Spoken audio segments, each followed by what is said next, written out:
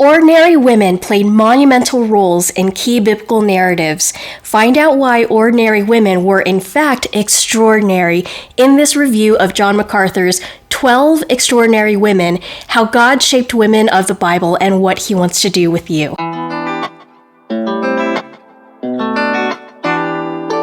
Hi everybody, this is Shauna Bremenkamp of SolaGratiaLife.com, where together we as women are pursuing a life of holiness by grace alone. And I have a fever, and I'm still doing this video because I made a commitment and I follow through with my commitments. It's as simple as that. I'm here to do a book review of John Macarthur's 12 Extraordinary Women, How God Shaped Women of the Bible and What He Wants to Do with You. And just for the sake of ease, I'll be referring to this book as 12 Extraordinary Women. This was written by John Macarthur. Dr. Macarthur is one of my favorite preachers, and he shatters the idea that Christianity, the Bible, and complementarianism puts women in a second-class citizens category. Yes, ancient Jewish culture saw women as lesser than, but like many beliefs and practices of ancient culture, right through modern society, widely accepted ideologies were and are heavily tainted with sin and against God's design according to His Word. So we know from Genesis that God created them both male and female, in God's image, equally. He didn't make Adam with half of God's image and Eve with the other half of God's image, or Adam with more of God's image than Eve.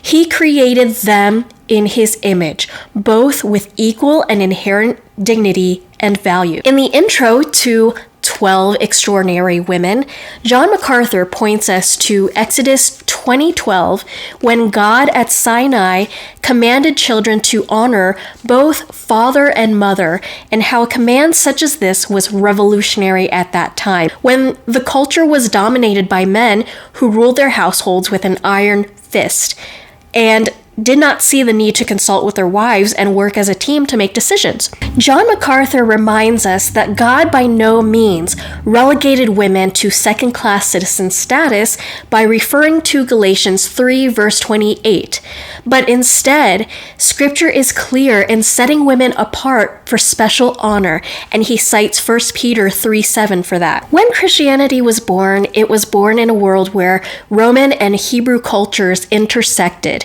The status of women elevated as a result. In fact, Macarthur highlights that Jesus' disciples included several women, referring to Luke 8 verses 1 through 3 as one example, which was a practice that was unheard of by rabbis in that day. Jesus' first recorded disclosure of his identity as the Messiah outside of his own disciples was made to a Samaritan woman. He always treated women with the utmost dignity, even women regarded as outcasts in society.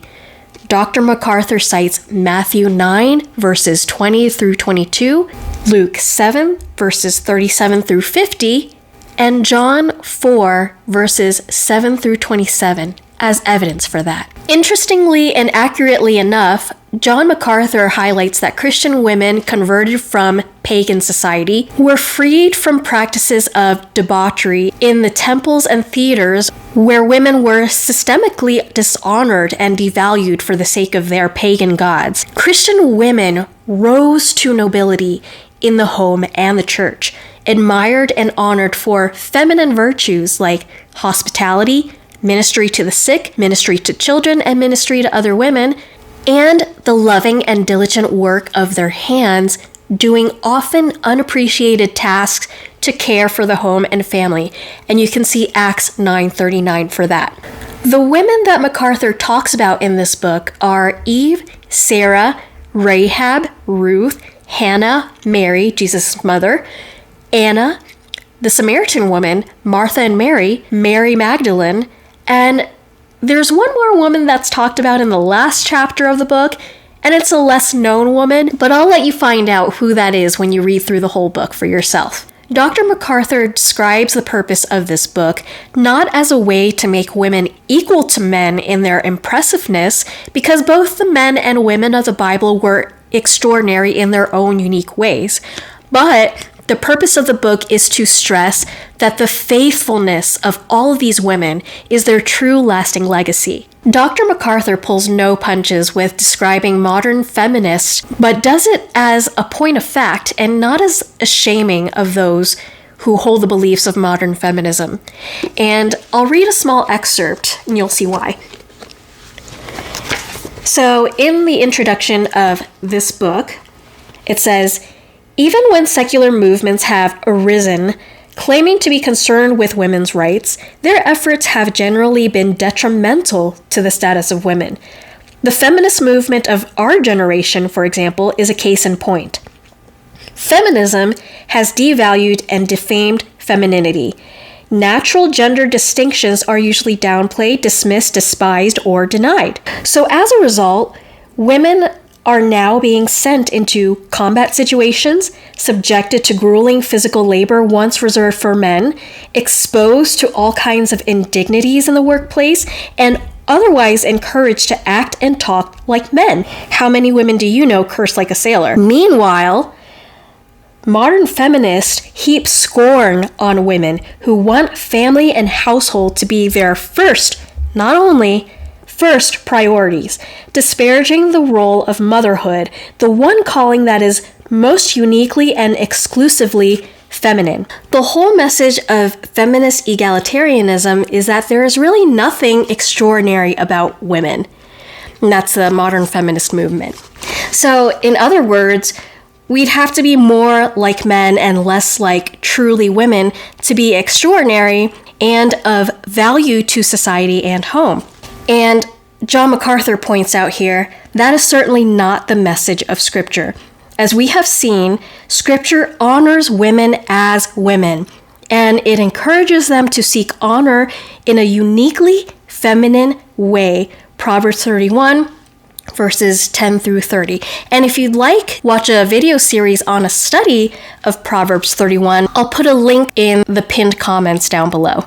And what I love so much about this book is that in each chapter of 12 Extraordinary Women, John Macarthur dives deep into the lives of just some of the many key women in the Bible and provides incredibly rich theology in an easily digestible, no-fluff style that is characteristic of Dr. Macarthur's teaching. By highlighting these extraordinary women, Macarthur presents the pinnacle of feminine excellence, her character.